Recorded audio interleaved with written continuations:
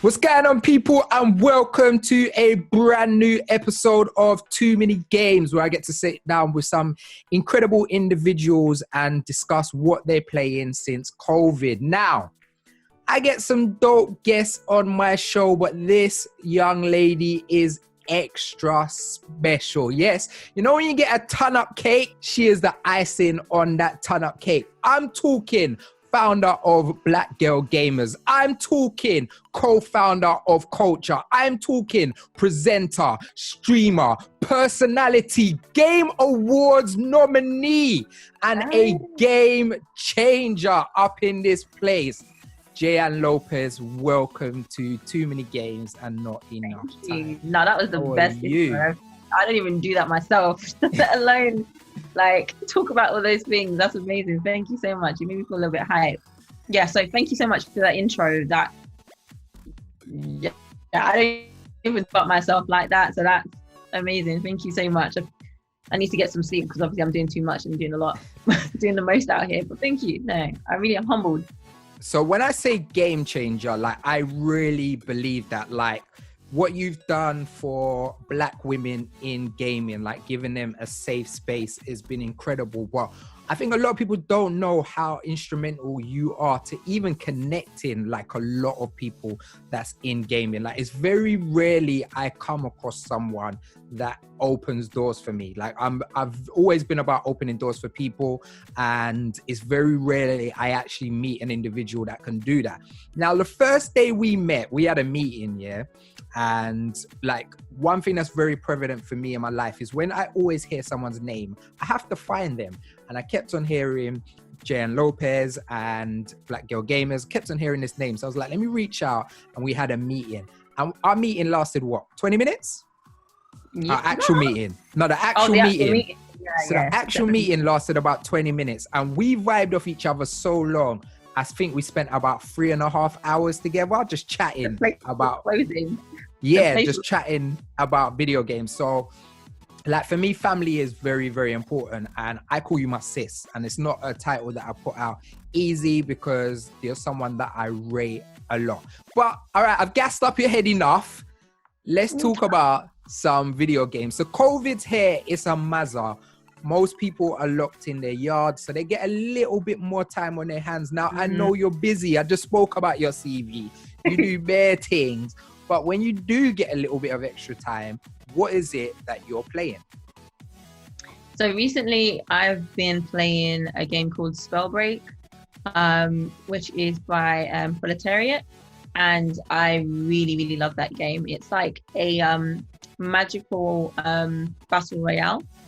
And you can equip different elements, and you can mix and match and create combos. And it's really, really fast paced. You know, like the ring in Apex, the ring in Fortnite, you have the ring in Spellbreak, and it is the worst ring you'll ever come against. It doesn't play. Like as soon as the ring comes in, you have to leave. And if you don't leave, you will be dead very, very soon. So it's so intense, and I love it because I love fantasy games, and I'm less so. I think I prefer it to like FPSs that are based around guns, whereas this one's based around elements and fire and water and all that stuff. So that's one game I've been playing. That sounds really dope, because you know what? Yeah. Like when I think about it, like magic elements and stuff like that are things that they implement in a lot of battle royale games, but they're never the centerpiece. So yeah. I really want to check that out, because if they're the actual centerpiece of the game, that really sounds interesting. Yeah, and you can combo them. So you can combo fire and air. You can combo poison and fire. Like there's all different combos you can use. And you can fly. You can teleport. Like as depending on the rune that you equip, you really can make your build really specific. So I really, really enjoyed that game. And it's been something that I think I'm getting quite good at compared to other FPS battle royales. I'm trash. But when it comes to Spellbreak, I think I have a little bit of flair, you know, a little bit of style in some of the way I handle things. I beg you don't come on my show and lie, because I've played Apex with you. I've played Titanfall. Well, you do your thing, innit? Don't act like you don't do your thing. You do your thing. Titanfall, I'm okay at. Apex is another level for me. I lost a lot of interest because I got frustrated and it gave me anxiety. So I was like, I can't do this anymore. So yeah, and then I don't. Another game that I've been playing recently has been Assassin's Creed Valhalla. Recently, I've just started that really intriguing game, and I've also started playing Planet Zoo on PC, which is like a simulation game where similar to Roller Coaster Tycoon or theme park, where you basically run your own zoo. You create it from scratch, design it, run your own zoo, make sure your employees are happy, make sure the animals are happy, and all that stuff. So I like a variety of games. I'm never stuck into one genre only. That's dope. All right, so I've recently just put out a video on my YouTube about Assassin's Creed Valhalla, and if it's the game to get you back into the AC series, because like a lot of people have a love-hate relationship with the series. Like some games come in like Black Flag that just stole my heart and I love it, and then other games like Assassin's Creed Syndicate and like Origins I just found really boring. So has this game, I know you're quite early on, is this game kind of getting you back into that AC flair, or are you finding it a bit repetitive? I'm not gonna lie, the only time I've played AC was Origins, I think, and it was me and my partner sitting down playing it, and he literally lost interest, so I never picked it up again because I bought it for him. But then Valhalla has definitely been really interesting because I don't want to spoil it for people, but you know, the different locations, it's not just about stealth, but also the raiding that you do as a Viking. I think that's an interesting mechanic, and it looks great as a game as well. It looks really great. So I think those next gen graphics, boy. Yeah, it's really piqued my interest into the AC universe, but I definitely feel like there'll be some games that just won't be for me. Yeah, and then others probably more interesting to me. And then I am an old school Tycoon man. I used to love Roller Coaster Tycoon on my, when I mean I'd be out late making my theme park and stuff like that. And I'm like, nah, man's got to have enough popcorn and candy floss. And then what I used to do is after I've made my theme park ton up, I'd get on the roller coaster in first person and watch it swivel around. Hey, I'm an old school, so I'm definitely going to check out that zoo one because that sounds straight up. Yeah, the zoo one, in terms of the camera, you can go like close up on the animals. It's really well done. Like I really enjoy it. It's very complex, as all these kind of simulation games are. Like it's a lot to think about, all these moving lever and moving parts to keep the park afloat. The zoo afloat. But once you get it, you start to find your flow and stuff. It's dope. I'm enjoying it. All right, what's really dope about the current generation, can't even call it next gen anymore because it's current gen, with the PlayStation 5 and the Xbox Series S or X, they are backwards compatible. All right, so we as gamers, we're always like, oh, there's too much games, I'm going to go back and play that game, and we never do. But we got the backward compatibility. What one game do you really want to go back to from last gen and check out? A game that you never really got to sink your teeth into? Oh, that's difficult. So I can tell you what games I didn't even start that I kind of waited for PS5. Yeah. Ghost of Tsushima. I waited for that because I want to try that, and then it was most recently released, and I was like, I can just wait for the next gen before I get it and see if like the graphics are hyped up and all that stuff. And then the other one is Spider-Man. I still haven't played Spider-Man yet. I waited for when Miles Morales was announced. I was like, well, there's no point in me starting playing it now. I might as well wait for Miles Morales.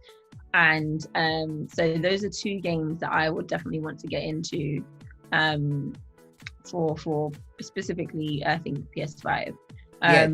They're great choices, like really great choices. Like Ghost of Tsushima is like, I say it a lot. I say it on Too Many Games loads of times. Some people take offense, but for me, I feel like it's the best Assassin's Creed game ever made. It's very Assassin's Creed-esque.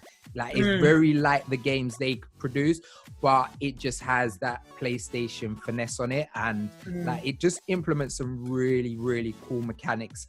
And because I grew up not on samurai, but I grew up on the old school kung fu movies, like when I was a youth back man, in the and day. it just kind of implements those little things that I remember in there. So that's an amazing one. And Spider-Man is probably like Spider-Man Miles Morales is levels, and it's better than the original Spider-Man in most ways for me.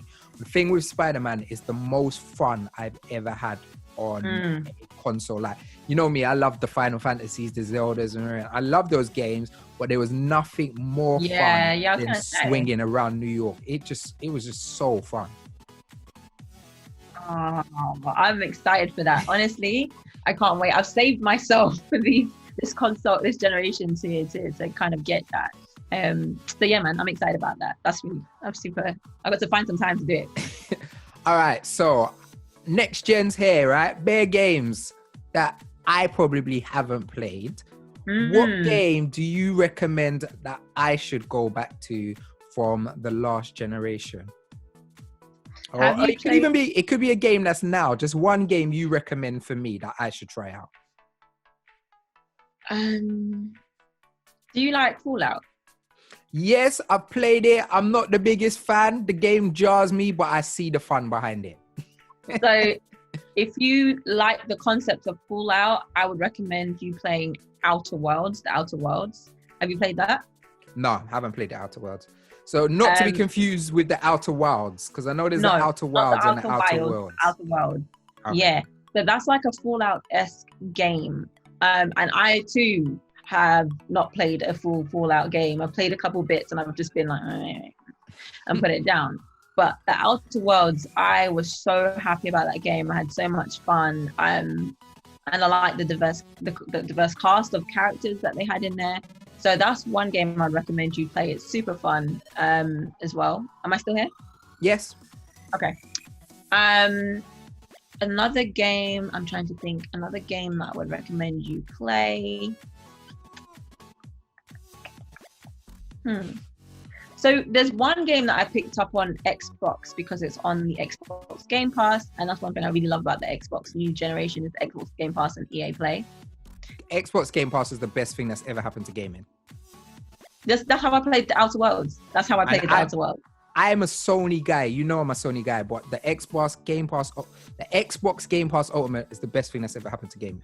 Yeah, that's how I played the Outer Worlds recently. I played a lot of different games like Spiritfarer, even Age of Empires, going back to that kind of game the other day. It was super fun. But there's a game on there that I'm sure you already know of, which is No Man's Sky. And I don't know if you've played it since it's been updated. So this is the thing. I played No Man's Sky when it first came out, and I was on the Sony hype train, and it wasn't what I expected. But I know they've really put into that game. Like, I know the people who play it now love it and say that it's like the most amazing experience. Yeah. So that's on Xbox Game Pass as well. And so I've downloaded that to just give it another try. You know, I think sometimes we are a bit harsh when it comes to game companies, and the fact that they took feedback and developed the game again, I think warrants, you know, giving it another try and seeing how I feel about it. So I'm excited because I love space games. I love exploration games, again, like fantasy, sci-fi, all that stuff. So I'm excited to try that. I can't think of many games that you probably wouldn't have played. Yeah, you know me, but that's fine. That's enough. You've given me a little list for me to go and check out. All right, so I've got one last question before I let you leave, because I don't want to take up all of your time. I know you are a very busy young lady. My last question is, all right, so Black Girl Gamers are such an important part of the industry, and you've carved out a place for yourself and so many other females in the gaming industry. And people are going to ask you, we always get asked about diversity and stuff like that, and there's more to us than talking about diversity. Just because we're Black, we've got diversity is the most important things for us. That's why we're here, but we're here to talk about more than just that one point. So what I want to know for you is, how do you think that yourself and people like me and other people in the space, like the Nay Sagas, the Nerd Councils, the Sunpires, the whoever's, are going to be able to help change the game for the next generation? How do we change the game for the next generation? I think it starts and continues by just being vocal and kind of sticking to your guns. I think it also, I think for me personally, if I'm going to reflect on my day-to-day and just speak candidly, I think it resolves around me wanting better circles and better connections for myself. So going out there and networking even more and showing what we have to offer even more. And also, again, what I've done this year of Black Girl Gamers is work in a multitude of ways to show that we can do events, we can do workshops, we can talk about games, we can create our own events, specifically focused around BGG and specifically focused around the gaming industry as well. So I think for me, it's continuing to attack the day in different ways. And I think the next step of that for me is just to continue forming those relationships for the next step in the industry and helping those who don't know to know a little better and understand, you know, sometimes how to get out of their own way and their own comfort zones and think about other demographics. And even if it's for me, like just saying, obviously BGG, Black women are my first and foremost, but even again, like suggesting, well, you could look at other ancient cultures, not just Africa, but other ancient cultures if you wanted to talk about games and development. Like there's a variety of things that we could suggest and work on. Nay Saga did an amazing thing with the Xbox consoles, again, tackling things in a different way. And I think if we continue to do that in a variety of different ways collectively, we just, again, have impact, which we're already having. Amazing. Now, before I leave you, I have to gas you up. You are a Game Awards nominee. Now, the Game Awards are like one of the most prestigious video game awards in the world. And people, if you're watching this and you ain't voted, don't let me kick you through the screen. Go and vote right now for my sis. Yes. Through the screen. No. Yeah, kick people through the screen. Go and vote right now. Really quickly, in one sentence, what does it feel like to be a Game Award nominee? One sentence. It feels wonderful but bittersweet. Okay. I want to ask more, but I'm not going to ask any more. Jay-Ann, where can the people find you on socials? So they can find Black Girl Gamers on Twitter at Black Girl Gamers, and on Instagram at the Black Girl Gamers. Our Twitch is also Black Girl Gamers, and so is our YouTube. You can find me personally at Super Duper Curl. That's SUPADUPACURL. 2 separate platforms. Amazing. Now I need to know, was you about that Tycoon life? Are you about the Zoo Tycoon thing? And are you playing this spell game that she's talking about? Because you know I ain't never heard about it. I need you to let me know in the comments. Jay-Ann, thank you so much for joining me on. Thank you for having me. So appreciate having you and you giving us your time. Now I've been Mr. Midas. You've been wonderful, and we are out. Peace.